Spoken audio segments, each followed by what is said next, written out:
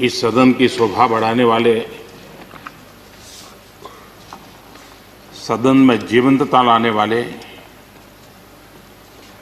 और सदन के माध्यम से जनसेवा में रत ऐसे 4 हमारे साथी, उनका कार्यकाल पूर्ण होने के कारण नए कार्य की ओर कदम रख रहे हैं। श्रीमान गुलाम नबी आजाद जी, श्रीमान शमशेर सिंह जी, मीर मोहम्मद फैयाज जी, नाजिर अहमद जी, मैं आप चारों महानुभावों को इस सदन की शोभा बढ़ाने के लिए, आपके अनुभव का, आपके ज्ञान का सदन को और देश को लाभ देने के लिए और अपने क्षेत्र की समस्याओं का समाधान के लिए आपने जो कुछ भी योगदान किया है, उसके लिए मैं सबसे पहले तो आपका धन्यवाद करता हूं।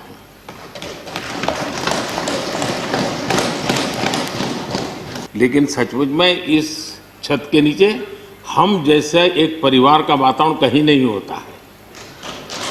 इतनी हमारी आत्मीयता होती है, इतने सुख दुख होते हैं। ये जो स्पिरिट है, वो स्पिरिट अपने आप में बहुत बड़ी बात होती है। गुलाम नबी जी का एक शौक शायद बहुत कम लोगों को पता होगा, और कभी उनके साथ बैठोगे तो बताएंगे।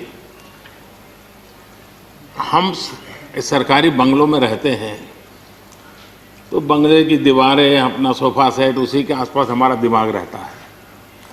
लेकिन गुलाम नबी जी ने उस बंगले में जो बगीचा बनाया है, यानी एक प्रकार से कश्मीर की घाटी की याद दिला दे, ऐसा बगीचा बनाया है। और इसका उनको गर्व भी है। वो समय देते हैं, नई नई चीजें जोड़ते हैं, और हर बार जब कंपटीशन होती है तो उनका बंगला नंबर 1 ले आता है। यानी अपने सरकारी जगह को भी कितने प्यार से संभालना, यानी बिल्कुल मन से उन्होंने इसको संभाला है। जब आप मुख्यमंत्री थे, मैं भी एक राज्य का मुख्यमंत्री के नाते काम करता था, हमारी बहुत गहरी निकटता रही उस कालखंड में। शायद ही कोई ऐसी घटना मिल सकती है कि जबकि हम दोनों के बीच में कोई संपर्क सेतु न रहा। एक बार गुजरात के यात्री, क्योंकि जम्मू कश्मीर में जाने वाले टूरिस्ट में गुजरात बहुत बड़ा नंबर रहता है, और टेररिस्टों ने पर हमला कर दिया। करीब 8 लोग शायद मारे गए। सबसे पहले गुलाम नबी जी का मुझे फोन आया।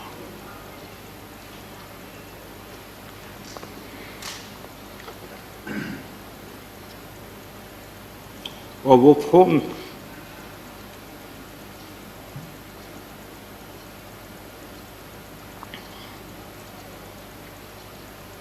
सिर्फ सूचना देने का नहीं था,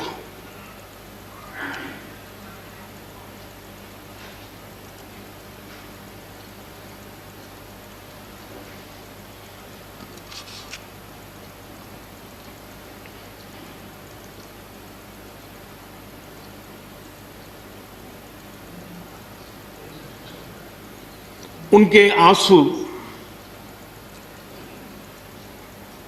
रुक नहीं रहे थे। फोन पे उस समय प्रणब मुखर्जी साहब डिफेंस मिनिस्टर थे। मैंने उनको फोन किया, मैंने कहा साहब अगर फोर्स का हवाई जहाज मिल जाए डेड बॉडी को लाने के लिए। रात देर हो गई थी।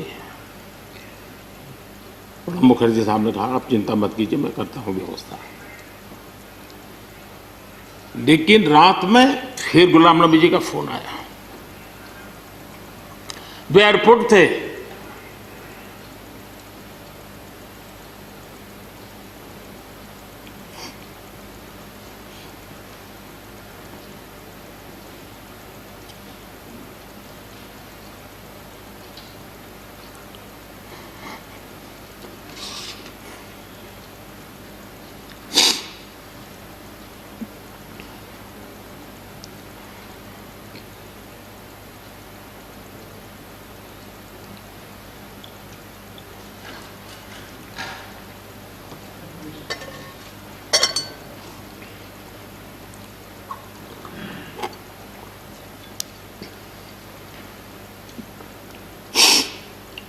सॉरी, उस रात को एयरपोर्ट से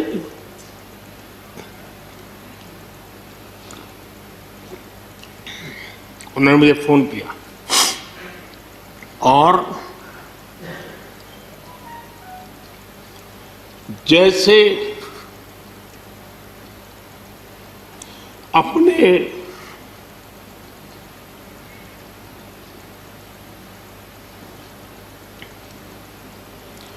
परिवार के सदस्य की चिंता करें,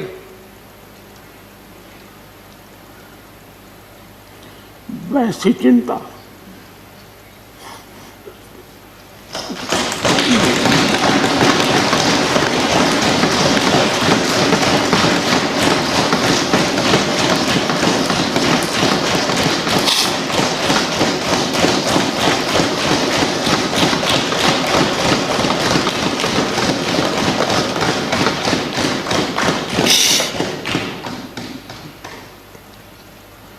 पद, सत्ता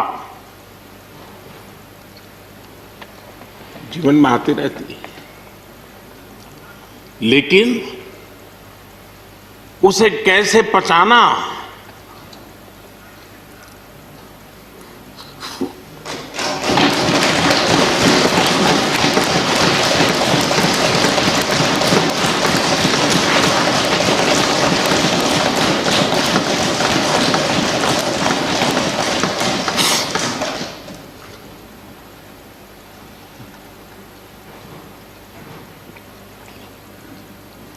मेरे लिए बड़ा भावुक पल था।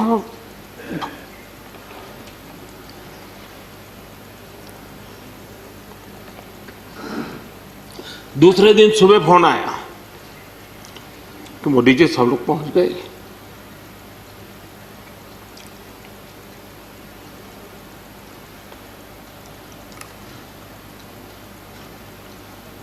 इसलिए एक मित्र के रूप में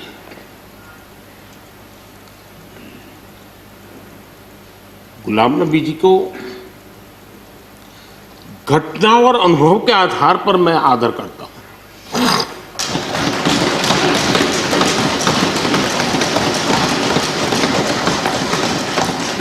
और मुझे पूरा विश्वास है कि उनकी सौम्यता, उनकी नम्रता, इस देश के लिए कुछ कर गुजरने की उनकी कामना, वो कभी उनको चैन से बैठने नहीं देगी। और मुझे विश्वास है कि जो भी दायित्व जहां भी वो संभालेंगे, वे जरूर वैल्यू एडिशन करेंगे, कंट्रीब्यूशन करेंगे और देश उनसे लाभान्वित होगा। ये सब मेरा पक्का विश्वास है। मैं फिर एक बार उनकी सेवाओं के लिए आदरपूर्वक धन्यवाद करता हूं और व्यक्तिगत रूप से भी मेरा उनसे आग्रह रहेगा कि मन से मत मानो कि अब आप इस सदन में नहीं हो। आप के लिए मेरे द्वार हमेशा खुले, इन चारों माननीय सदस्यों के लिए खुले हैं। आपके विचार, आपके सुझाव, क्योंकि देश में सब बहुत जरूरी होता है। ये अनुभव बहुत काम आता है, मुझे मिलता रहेगा, ये अपेक्षा मैं रखता ही रहूँगा। आपको मैं निवृत्त होने नहीं दूंगा। फिर एक बार बहुत शुभकामनाएं, धन्यवाद।